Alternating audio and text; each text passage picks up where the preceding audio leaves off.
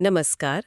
आज हम हिंदी साहित्य के एक बहुत ही जाने माने और दिलचस्प उपन्यास पर बात करने वाले हैं, धर्मवीर भारती का सूरज का सातवां घोड़ा। ये 1963 में आया था। हाँ, बिल्कुल।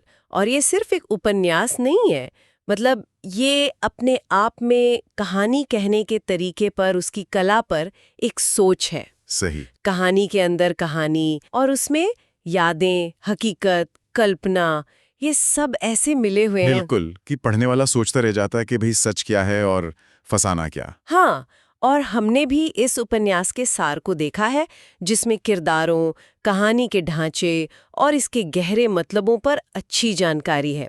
तो आज हम उसी के आधार पर बात करेंगे। हाँ, कोशिश करेंगे कि हम समझें कि भारती जी ने इसे कैसे रचा है और उसके जो यादगार किरदार हैं, जमुना, श्यामा, लीलावती उर्फ अलका और खुद कहानी सुनाने वाला मन्ने, उनके जीवन में क्या चल रहा है। हाँ, और सबसे जरूरी वो जो सातवें घोड़े का जिक्र आता है बार बार, उसका असल मतलब क्या है। सही। और ये भी देखेंगे कि ये कहानी इंसानी रिश्तों और सच्चाई के जो अलग-अलग पहलू होते हैं, उनको कैसे सामने लाती है। अच्छा, शुरू करने से पहले एक सवाल। जी जी। क्या सच सिर्फ वही होता है जो असल में हुआ, या हमारी यादें, हमारे एहसास, जिस तरह हम कहानी सुनाते हैं, क्या वो भी सच का हिस्सा है? क्या बात कही। यही सवाल तो इस उपन्यास की जान है। भारती जी इसी के इर्द गिर्द पूरी कहानी बुनते हैं। तो चलिए पहले बात करते हैं इसके अनोखेपन की, जिस तरह से कहानी सुनाई गई है। शुरुआत बड़ी, कह सकते हैं, आम सी लगती है। हाँ, एक छत है, दोपहर का वक्त है, कुछ दोस्त बैठे हैं। कहानी लिखने वाला, जो शायद भारती जी खुद हैं, मन्ने हैं और जमुना भी है शायद। और माहौल में एक अजीब सी सुस्ती है, एक ठहराव सा है। बिल्कुल। और उसी सुस्ती, उसी ठहराव को तोड़ने के लिए मन्ने कहानियां सुनाना शुरू करता है। अच्छा। ये ढांचा, मतलब कहानी के भीतर कहानी, ये बहुत जरूरी है। वो सुस्त दोपहर, वो ठहराव एक तरह से जिंदगी के रोजमर्रा की बोरियत को दिखाता है। एक खालीपन जैसा। हाँ, और शायद मन्ने कहानियों के जरिए उसी खालीपन से बचना चाहता है। और वहीं पर वो सूरज की 7 घोड़ों का जिक्र करता है। ये रूपक मुझे बड़ा मजेदार लगा। हाँ, वहीं पर मन्ने कहता है ना कि सूरज के रथ में 7 घोड़े होते हैं, 6 तो दिखते हैं, ठोस, असली। अच्छा, तो ये 6 घोड़े क्या हैं? ये हैं जिंदगी के वो पहलू जिन्हें हम देख सकते हैं, नाप तोल सकते हैं। मतलब क्या हुआ, कब हुआ, कहाँ हुआ, सीधा साधा यथार्थ, फैक्ट्स। लेकिन एक 7वां घोड़ा है जो दिखता नहीं, अदृश्य है। तो फिर इसका क्या मतलब हुआ? यही तो सारी बात है। ये 7वां घोड़ा ही असल में कल्पना है, यादें हैं, एहसास हैं, कला है। मन्ने के हिसाब से यही अदृश्य घोड़ा कहानी को, जिंदगी को जान देता है। जान देता है? कैसे? वो सिर्फ ये नहीं बताता कि क्या हुआ, बल्कि ये बताता है कि कैसे हुआ, क्यों हुआ और क्या हो सकता था अगर चीजें अलग होती। ये यथार्थ को मायने देता है। दिलचस्प। चलिए अब किरदारों की तरफ बढ़ते हैं, खासकर उन 3 औरतों की जिनकी कहानियां मन्ने सुनाता है। सबसे पहले जमुना। हाँ, मन्ने की पहली कहानी जमुना की है। हाँ। एक बहुत ही सीधी सादी मिडिल क्लास लड़की, पड़ोस में रहती है। सार बताता है कि वो मन्ने से बहुत गहरा, बिना किसी स्वार्थ के, मतलब निस्वार्थ प्रेम करती है। रोज उसके लिए फल लाना, देखभाल करना, शादी के सपने देखना। लेकिन मन्ने का रवैया थोड़ा ठंडा सा है, उदासीन सा। ऐसा क्यों? हाँ, ये लगता है। जमुना का किरदार एक तरह से त्याग और सीधेपन का प्रतीक है। हाँ। उसका प्यार बहुत शुद्ध है, पर समाज की सच्चाई, हालात। हाँ, हालात, जैसे पिता की मौत, फिर परिवार की जिम्मेदारी। बिल्कुल, इन सब के आगे वो टिक नहीं पाता। वो प्रेम अधूरा रह जाता है। और आखिर में उसकी शादी एक ज्यादा उम्र के आदमी से तय कर दी जाती है, और मन्ने वहीं होता है जब सगाई होती है, फिर विदाई भी। ये तो बड़ा दुखद है। हाँ, बहुत मार्मिक है। ये प्यार कभी मंजिल तक पहुंचता ही नहीं। जमुना की कहानी प्यार के उस पहलू को दिखाती है जो हालातों की भेंट चढ़ जाता है। वो सिर्फ देना जानती है। और मन्ने का वो ठंडा रवैया, क्या वो उसकी अपनी उलझने हैं, या वो जमुना के सीधेपन को संभाल नहीं पाता? शायद दोनों बातें, या शायद मन्ने खुद ही रिश्तों को लेकर बहुत कह सकते हैं निष्क्रिय है। उस पर हम आगे बात करेंगे। ठीक है। जमुना से काफी अलग किरदार है श्यामा का। वो कैसी है? सार में उसे मॉडर्न, समझदार बताया गया है। हाँ, श्यामा बिल्कुल अलग है, खूबसूरत है, पढ़ी लिखी है, नए ख्यालों वाली है। वो मन्ने की दोस्त है और उससे बराबरी पर बहस करती है, दुनिया जहान की बातें करती है। उनके बीच सिर्फ दोस्ती नहीं लगती, एक बौद्धिक खिंचाव तो है ही, शायद शारीरिक आकर्षण भी। सार में उस नदी किनारे वाले सीन का जिक्र है ना? हाँ, वो सीन बहुत यादगार है। एक गहरा आत्मीय पल बनता है उनके बीच। लेकिन कुछ अधूरा रह जाता है। हाँ। अचानक तूफान आ जाता है और उन्हें लौटना पड़ता है। वो पल पूरा नहीं हो पाता।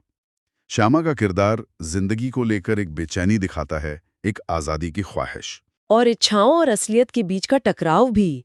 वो सिर्फ भावनाओं में नहीं बहती, सोचती भी है। बिल्कुल। और उसकी कहानी में एक और एंगल है। वो एक अमीर डॉक्टर सच्चिदानंद से भी जुड़ी हुई है। हाँ, जो उम्र में उससे काफी बड़ा है। ये रिश्ता भी कुछ उलझा हुआ सा लगता है। हाँ, शायद डॉक्टर उसकी भावनाओं की गहराई को, उसकी बेचैनी को समझ नहीं पाता। और आखिर में श्यामा की कहानी का अंत भी बहुत दुखद होता है। उसे टाइफाइड हो जाता है और वो। हाँ, और उसकी मृत्यु हो जाती है। और सबसे दुख की बात ये कि मरने से पहले वो मन्ने से मिलना चाहती है, लेकिन मन्ने वो झिझक के मारे जा ही नहीं पाता। ये बात मुझे समझ नहीं आई, मन्ने ऐसा क्यों करता है? बिल्कुल, ये टीसता है। ये कहानी छूटे हुए मौकों की है, अधूरी ख्वाहिशों की। जिंदगी कितनी क्षणभंगुर है, ये दिखाती है। और मन्ने की झिझक क्यों? मरने की झिझक, शायद वो अपनी भावनाओं का सामना करने से डरता है, या समाज क्या कहेगा ये सोचता है, या शायद वो इतना निष्क्रिय है कि सही वक्त पर सही कदम उठा ही नहीं पाता। वजह साफ नहीं है, पर ये उसके किरदार का एक अहम पहलू है। वो महसूस करता है, पर एक्शन लेने से कतराता है। और फिर है तीसरी लड़की, लीलावती, जैसे अलका भी कहा गया है। इसका किरदार तो और भी पेचीदा लगता है। हाँ, अलका का किरदार काफी जटिल है। वो खूबसूरत है, लेकिन उसकी चाहत, वो साफ तौर पर पैसा और आराम की जिंदगी है। अच्छा। वो सामाजिक सच्चाई को दिखाती है, जहां अक्सर प्यार और नैतिकता पर पैसों का पड़ला भारी पड़ जाता है। वो मन्ने के एक अमीर दोस्त सथुरिया से जुड़ी है, जो उसे महंगे तोहफे देता है, पैसे देता है। हाँ, और अजीब बात यह है कि मन्ने इन दोनों के बीच एक तरह से दूत का काम करता है, पैगाम लाने ले जाने का। ये तो बड़ी अजीब भूमिका है मन्ने की, मतलब वो इसमें शामिल क्यों है ना? यही तो कहानी की एक और विडंबना है। शायद मन्ने सिर्फ देख रहा है, या शायद वो भी स्थिति में फंसा हुआ महसूस करता है। और अलका, क्या वो सिर्फ पैसों के पीछे है या मन्ने के लिए भी कुछ महसूस करती है? लगता तो है कि वो मन्ने की तरफ भी आकर्षित है, उसकी बातों से, उसके अंदाज से, लेकिन मन्ने गरीब है। तो वो उसे अपने भविष्य के लिए सही नहीं मानती। हाँ, उसका झुकाव आखिर में पैसे और सुरक्षा की तरफ ही होता है। और आखिरकार वो एक अमीर आदमी से शादी कर लेती है। बिल्कुल। अलका की कहानी एक तरह से प्यार के बाजारोकरण को दिखाती है, और समाज में अमीर गरीब के बीच की जो खाई है उसे भी। ये बताती है कि कैसे पैसे की जरूरत या चाहत रिश्तों पर, हमारे फैसलों पर असर डालती है। तो ये तीन औरतें, जमुना, श्यामा, अलका, और इन तीनों की कहानियों के बीच में है मन्ने। वो सबकी जिंदगी में है, उनके सुख दुख में शामिल है, शायद प्यार भी महसूस करता है, पर किसी के साथ भी टिककर खड़ा नहीं होता। वो बस एक देखने वाले की तरह लगता है। मन्ने का किरदार है ही ऐसा, विरोधाभासों से भरा हुआ। वो कहानी का केंद्र है, लेकिन फिर भी एक्शन लेने के मामले में एकदम पैसिव, निष्क्रिय सा है। हाँ, बिल्कुल निष्क्रिय। वो एक दार्शनिक जैसा है, चीजों को गौर से देखता है, सोचता है, लेकिन जिंदगी को जीने के बजाय उसे समझना और उसके बारे में कहानी गढ़ना, उसे शायद ये ज्यादा पसंद है। तो क्या ये निष्क्रियता उसकी कमजोरी है या यही उसका खास अंदाज है? पढ़ने वाले को कभी-कभी गुस्सा भी आ सकता है मन्ने पर। हाँ, आ सकता है। और ये दोनों बातें हैं। एक तरफ इसी निष्क्रियता की वजह से वो कहानियों को इतनी बारीकी से देख और सुन पाता है। वो एक अच्छा ऑब्जर्वर है। लेकिन दूसरी तरफ ऐसा लगता है जैसे वो जिंदगी की असलियत से, जिम्मेदारियों से भाग रहा है और कहानियों की दुनिया में पनाह ले रहा है। वो भावनाओं को महसूस तो करता है, लेकिन उन्हें खुलकर जाहिर करने या उन पर कोई एक्शन लेने से बचता है। हाँ, बिल्कुल। वो एक तरह का कलाकार है जो जीने से ज्यादा देखने और रचने में यकीन रखता है। अच्छा, अब जैसे जैसे दोपहर ढलती जाती है, मन्ने की कहानियां और भी गहरी और उलझी भी सी होती जाती हैं, है ना? हाँ, कहानी सुनने वाले को, यानी उपन्यास के लेखक को, शक होने लगता है कि क्या ये सब सच है या मन्ने इसमें अपनी तरफ से कुछ मिला रहा है, कल्पना जोड़ रहा है। और यहीं पर वो 7वें घोड़े वाली बात फिर से सामने आती है और ज्यादा साफ हो जाती है। अच्छा, कैसे? वो 6 घोड़े, वो हैं असलियत के ठोस सबूत। क्या हुआ, कब हुआ, कहाँ हुआ, बाहरी दुनिया में जो घटा, जिसे सब देख सकते हैं। और वो सातवां घोड़ा जो अदृश्य है, वो सातवां घोड़ा वही है, वो अनदेखा हिस्सा, कल्पना, यादें, कला, एहसास। वो बताता है कि कोई घटना कैसे महसूस हुई, उसके पीछे का क्यों क्या था, और अगर ऐसा न होता तो क्या हो सकता था। मतलब जो नहीं हुआ वो भी उतना ही जरूरी है जितना कि जो हुआ। मन्ने का तो यही मानना है। उसका कहना है कि यही सातवां घोड़ा सबसे जरूरी है, क्योंकि यही असलियत को, जिंदगी की सूखी घटनाओं को मतलब देता है, जान देता है। यानी जिंदगी सिर्फ घटनाओं का रिकॉर्ड नहीं है, बल्कि उनको हम कैसे याद करते हैं, कैसे समझते हैं और उनसे क्या मतलब निकालते हैं, ये ज्यादा जरूरी है। बिल्कुल बिल्कुल। ये रूपक सीधा सीधा कला की ताकत और यादों की बनावट की तरफ इशारा करता है। हम सब अपनी जिंदगी की कहानी सुनाते वक्त थोड़ी बहुत कांट छांट, थोड़ी मिलावट तो करते ही है ना। हाँ, करते तो हैं, जानबूझकर या अनजाने में। हाँ, शायद यही मिलावट उसे हमारे लिए ज्यादा सच बनाती है। ये गहरी बात है। और फिर कहानी के बिल्कुल आखिर में एक ऐसा मोड़ आता है जो सब कुछ हिला देता है। हाँ सुनने वाले को पता चलता है कि मन्ने तो मर चुका है। हाँ। ये खुलासा तो जैसे पूरी कहानी की जमीन ही पैरों के नीचे से खिसका देता है। सुनने वाले को एहसास होता है कि जो मन्ने इतनी देर से, इतने जोश से कहानियां सुना रहा था, वो उस दोपहर वहां था ही नहीं, क्योंकि उसकी तो मौत हो चुकी है।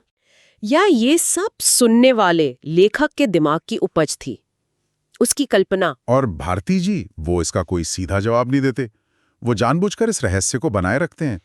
ये अंत खुद सच क्या है इसी पर एक बड़ा सवाल खड़ा कर देता है। हाँ, क्या वो सच था जो हमने सुना, या सच वो था जो हुआ था, या सच वो है जिसे महसूस किया गया। बिल्कुल।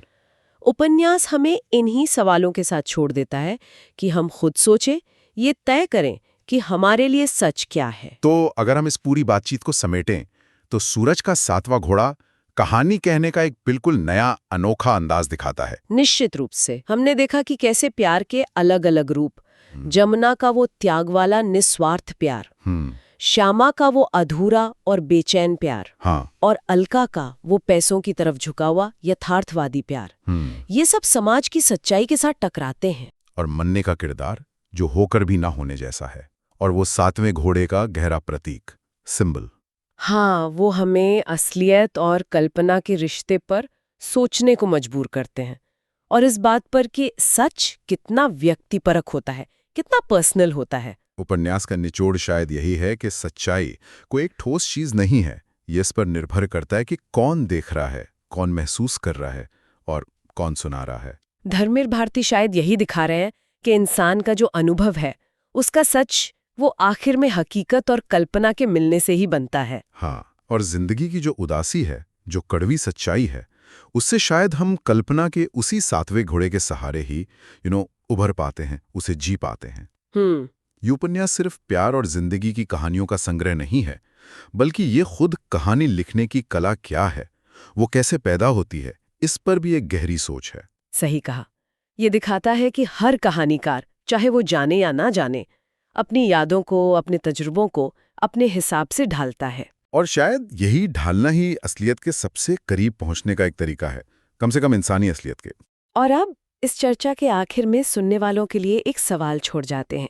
ये उपन्यास सोचने पर मजबूर करता है। हमारी अपनी जिंदगी की कहानी का सच क्या है? क्या वो सिर्फ घटनाओं की एक लिस्ट है, जैसे किसी रिपोर्ट में होता है, या उसमें हमारी यादें, हमारे एहसास, हमारी अधूरी ख्वाहिशें और हमारी कल्पना का वो सातवां घोड़ा भी दौड़ता है, जो उसे असली मतलब देता है? क्या हम सब अपनी जिंदगी के कहानीकार हैं, जो रोज असलियत और कल्पना के धागों से अपनी एक अनोखी कहानी बुन रहे हैं? इस पर सोचिएगा जरूर।